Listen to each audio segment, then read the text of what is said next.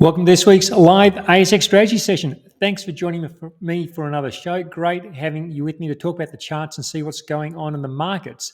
We've got new all-time highs in the ASX 200 and the S&P 500, some interesting movements in the commodities, and of course, towards the back end of the show, we're going to go through any stock codes you'd like me to have a look at. So get those ready. Always interesting to see the sort of price action that's going on in the stocks that you're looking at. As always, everything today, general commentary only, doesn't take your personal situation into account. Having been through all that, let's get into our first chart. And starting off with the ASX 200. And the index has extended its gains from last week and a new all-time high on Thursday. And in fact, as we go to where the ASX 200 looks to be making a new all-time high now on Friday around 1 o'clock as we go live. But how much more is in this rally? I'll come back to this in a moment. And then over in the US, the S&P 500 and the Nasdaq have both hit new all-time highs this week, and that's ahead of an expected rate cut next month. So what's fascinating is how the market has responded to similar cuts near all-time highs over the following 12 months. I'll tell you a bit more about that shortly. But first, before we get to that, let's talk about what's going on here with this latest price action in the ASX 200. Well, it's been textbook price action for the ASX 200 over the last few weeks. It had this sideways consolidation towards the 50-day moving average. I've got the 50-day and the 100-day moving average. So you can see the sideways consolidation towards the moving average, followed by a breakout. So a breakout from this range, followed by a breakout, and then a further rally. So whether you're looking at a stock and an index or even a commodity, this is one of the classic setups to look for, and it's something we regularly discuss in these strategy sessions. When we see price compression, and that's what we typically get when prices go into a range. So we saw that back during June, early July, and then we saw it again, this most recent episode towards the back end of July.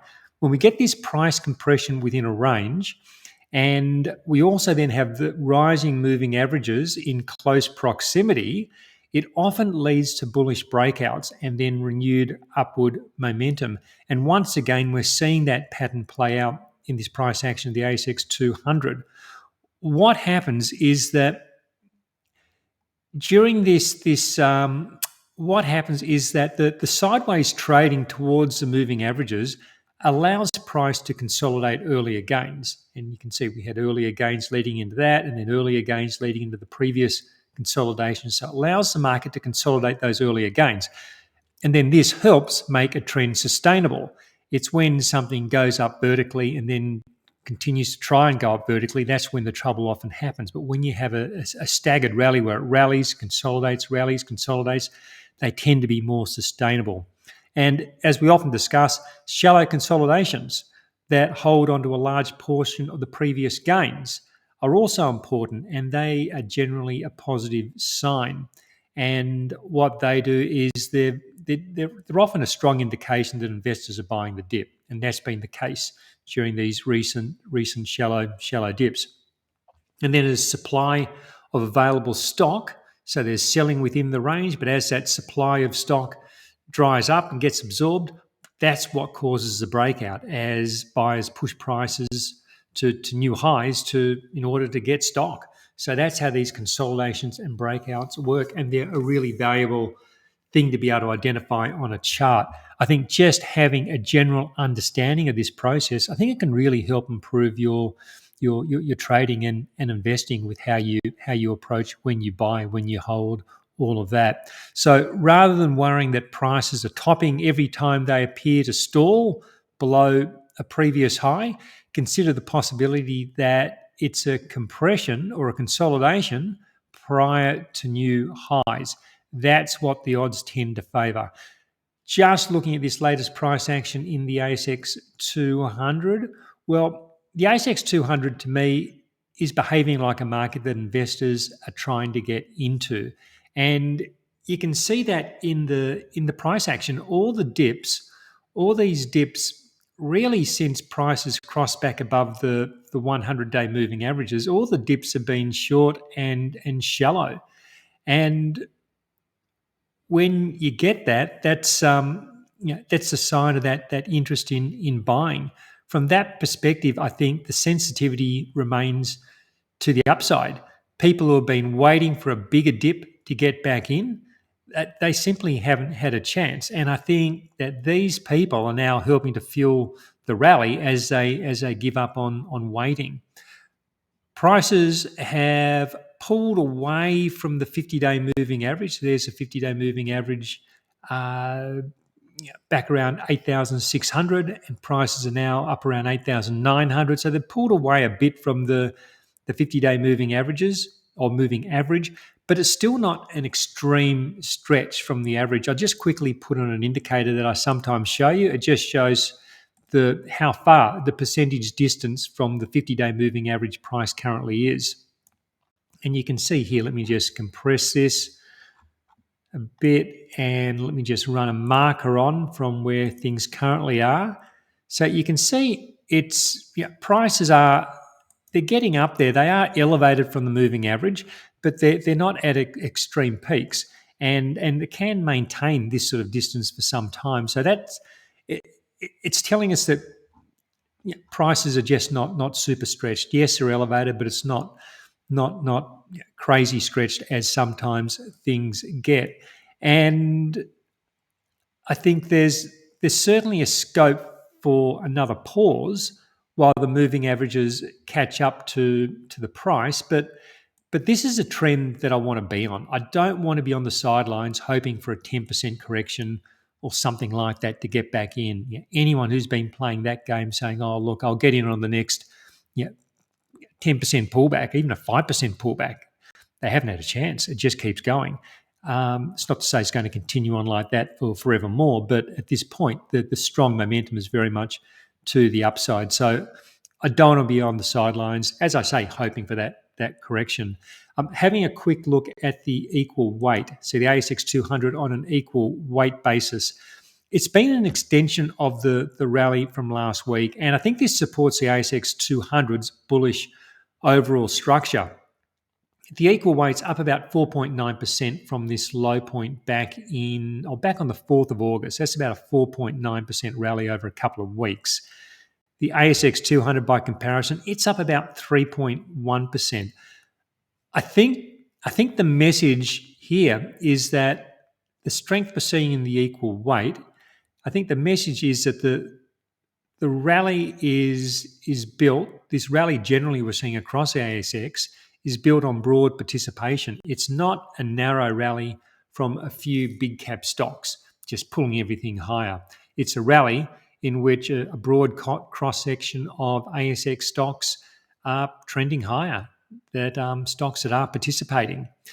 It's also interesting to look at what's happening in the small ords and the emerging companies indices. I'm going to go through them in a few moments. I think overall, the relative strength of the equal weight, this relative strength we've seen the last couple of weeks, it has made the equal weight more stretched from the 50-day moving average than I just showed you in the ASX 200. So I won't be surprised, and I don't think you should be surprised either, if we do see this momentum start to require some consolidation, and maybe we do get some type of a pause. But as I said with the ASX 200, I want to be on this trend. I don't want to be betting against it. People bet against trends all the time looking for a top. But I think the play when you have an established trend and you have prices established above moving averages, it's go with that trend, see where that trend goes. That's been working over the last 4 or so months. I think that's the way to continue playing this. Just quickly jumping back to the ASX 200, I'm long the index. I'm long the index. I'm long individual stocks through the motion trader signals and through other portfolios that I manage. and I'm happy to stay that way. Prices are above rising moving averages. That's a key factor. And I think pullbacks should be viewed as potential buying opportunities whilst that remains the case. And of course, I'm using those wide trailing stops I often talk about to help see off the pullbacks, help see off these pullbacks and consolidations when they occur, but then also give me a strategy to take capital out of the market when conditions do invariably change. But at this point, it's very much a bull market. Let's jump over to the US market now. Then we've got the local stocks, the commodities, your stocks to go through. If you're getting some value from this, please hit that like button, leave a short comment, tell me what you think, tell me whether you think the market's running out of steam or whether you think the trend's got further to go. Let me know. And it also, the more you engage with the channel and you leave comments, YouTube then shows other people, and that helps me heaps. So please do that. Click that like button while you're thinking about it. Leave a short comment. Okay, so let's jump over to the S&P 500. And well, both the S&P 500 and the NASDAQ have hit new all-time highs on Wednesday. And Wednesday's all-time high for the S&P 500, well, that was the 19th all-time high this year. Still well short of the record all-time highs in the year, but nonetheless, it is 19. So we've had a number of all-time highs through the year, and it just continues that streak of all-time highs since late June, when we've had a number of them all clustered together. And that's often how it works. We get clusters of all-time highs when markets trend. Looking at the structure of the price action, everything appears to be in good order at this point. There's a clear sequence of rising lows you can see on the way through. And yes, a clear sequence of rising lows and rising highs that go with that, of course. And the moving averages, the 50 and the 100-day moving averages, they continue to trend higher. Prices also above the moving averages. So this is all textbook bullish. That's what we have at the moment. It's just it's a textbook bullish trend. Last week, I was thinking maybe we'd see some more consolidation below the previous all-time high. Maybe prices could have had a shallow pullback back to the 50-day moving average, just to maybe continue the consolidation in terms of time. Not so much in price with a larger pullback, but just drawing it out a little bit in time. And then maybe that could have set up a platform for another rally.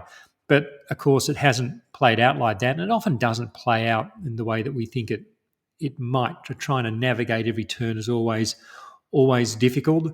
And like previous pullbacks, so this pullback has been like the previous ones in that it's been short, it's been shallow, and it hasn't given into more of a multi-week consolidation. It's been quick. It's been a quick consolidation, pullback, and now new all-time highs. And this is why I believe we shouldn't mess around with bullish trends when prices are rising. It's quite straightforward for me. I want to be long. I want to own stocks. Waiting for the perfect entry point, and I've experienced this in the past, it can leave you on the sidelines. So I'm more inclined, and this is what we spoke about back in late April when the market started to rise. It was like, let's start to gradually move back into this market and continue to add to positions as the price has been rising.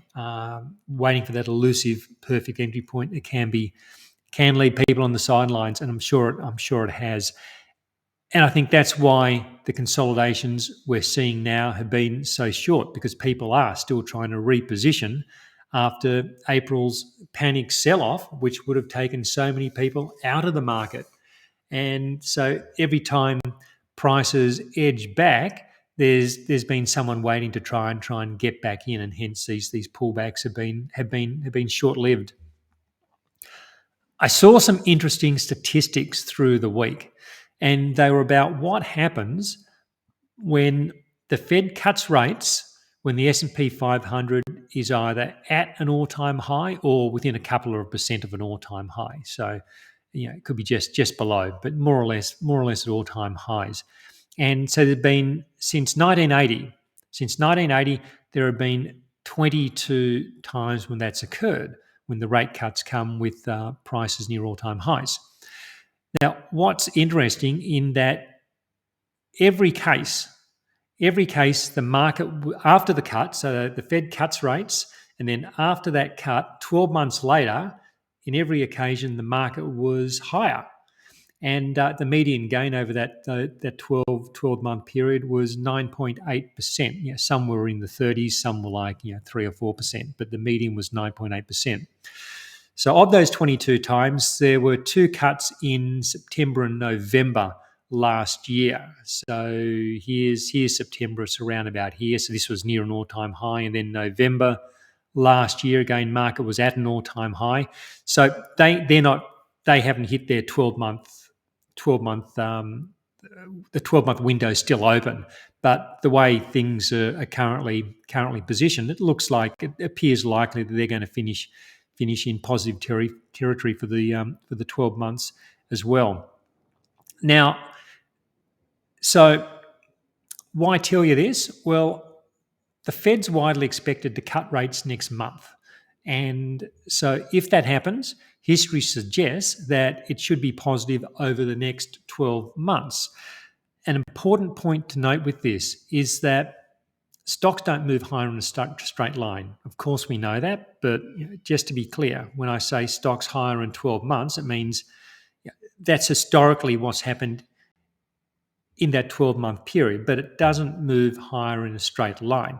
So just looking at just considering those most recent cuts in September last year and November, you can see the market hasn't moved from there to where it is now in a straight line. There was a deep pullback or a panicked pullback in the interim. So things get to where they go in a multitude of ways, and it can include pullbacks. So that's all part of that historical overlay which I've just given you. But I think history shows that rate cuts near all-time highs, it does provide a positive undercurrent for stocks. So let's see what happens next month with the Fed. Back to the price action, just quickly going over to the equal weight, the S&P 500 on an equal weight basis. And it's been a good week for the equal weight. What we've had a rally off the 50-day moving average, so the 50 and the 100-day moving average, rally off the 50-day average, and that follows about a month of sideways consolidation. And it's during that sideways consolidation that the equal weight started to lag the index somewhat. And I think this week's rally, it starts to bring the equal weight back in sync with the S&P 500. It's still below the November 2024 all-time high, although it's getting within striking distance. It's not too far below that all-time high. It's just measuring it out at last night's close. It's less than 1% from the all-time high. So I think there's a better than fair chance we do see the S&P 500 equal weight at a new all-time high in the I think in the near term. From a structural perspective, the underlying conditions here remain bullish. The key factors I'm looking at, I'm focusing on, of course, we've got those rising moving averages, prices above the moving averages, and as we keep talking about, or I keep talking about, we've got that rising sequence of lows. They're those building blocks that we always see within upward trends.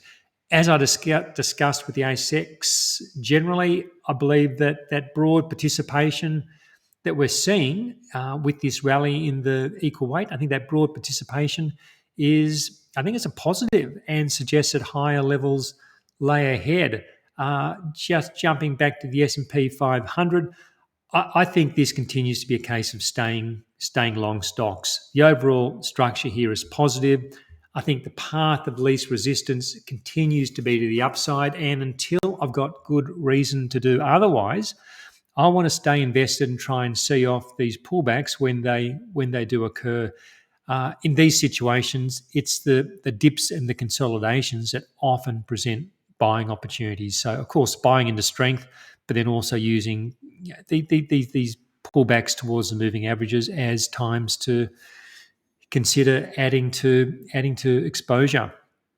Okay, so I'm going to jump now. So let's now go over and cover the small caps. We'll start with the US small caps, then go into the local small caps, the commodities, copper, gold, oil, uranium, any stocks that you want me to have a look at. Get those codes ready, and we'll go through those in not too long. And but of course, that wraps up the free section. If you're not a strategy session member, there's a link below. Click that, come in. Doesn't cost very much. You'll get today's full replay. You'll get to attend the live session next week, get to ask about your own stocks if you would like. And it costs you so little for what I think you get.